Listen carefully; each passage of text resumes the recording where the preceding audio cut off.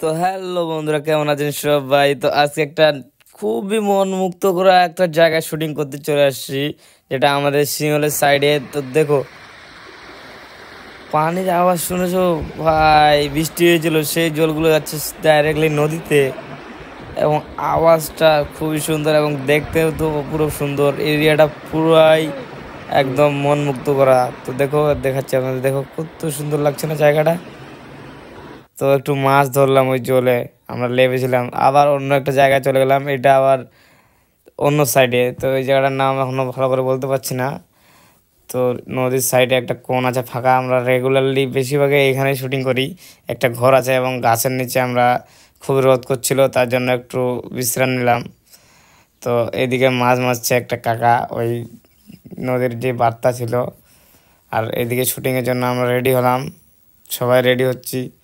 ছেলেটা রেডি হলো, মেয়ে সেজেছে। এবং দেখো ভাই, টেকনোলজি, এটা হলো দেশি টেকনোলজি।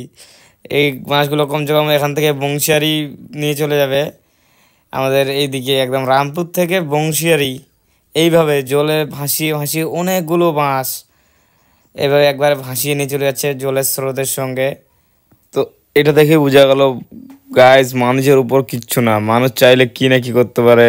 খুবই সাধারণ টেকনোলজি, খুব সুন্দর একটা বুদ্ধি লাগিয়েছে তারা। তো ব্লগটা ভালো লাগলে লাইক, কমেন্ট অ্যান্ড ইউটিউবে দেখলে সাবস্ক্রাইব।